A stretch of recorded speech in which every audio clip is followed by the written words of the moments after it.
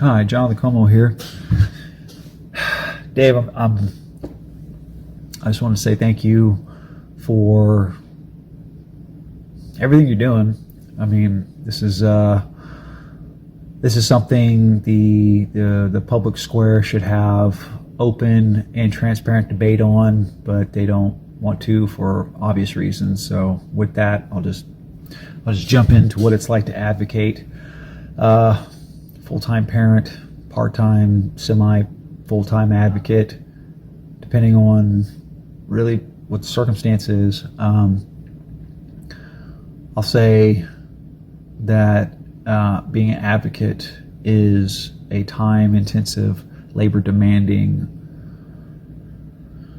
emotionally demanding, spiritually demanding endeavor. That said, I have come across a plethora of individuals who either lack the gumption or the wherewithal to take this on, and that is, I guess, where I try to shine, is to save them the heartache, the frustration, and all the ins and outs, all the little nuances of going through the discovery process of how bad off they've been done.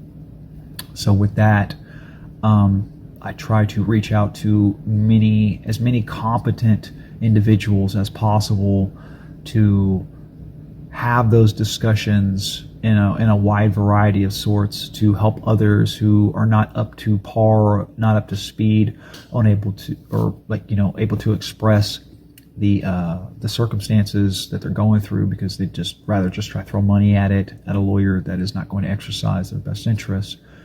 So that said, I'll say there is a large amount of people who think that their words fall on deaf ears, and that's so far from the case.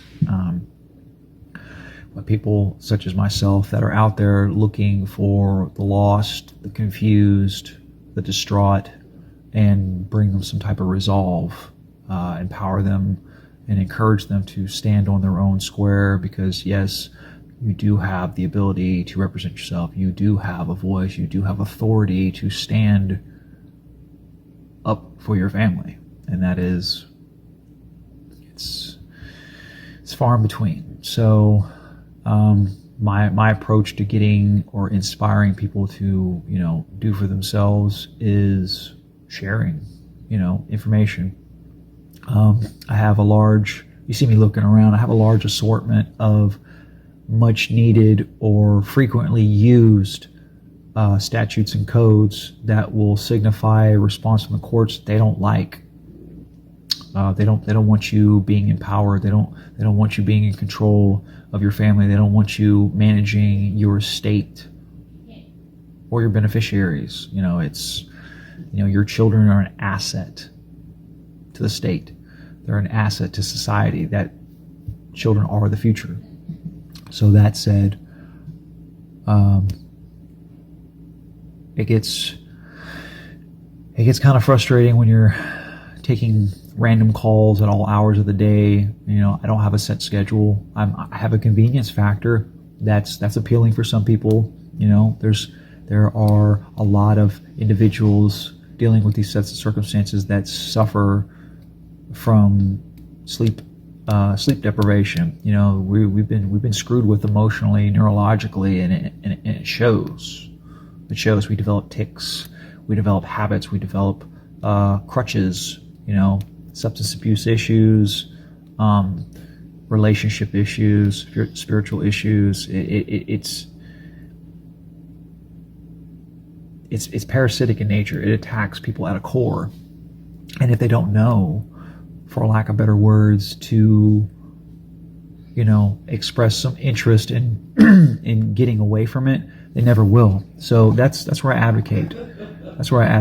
I try to share context and relevancy to prudent information that will help protect people from bad actors and a wide array of individuals that are primed and ready to go try to ruin your life. So stand up, people. You do have a voice.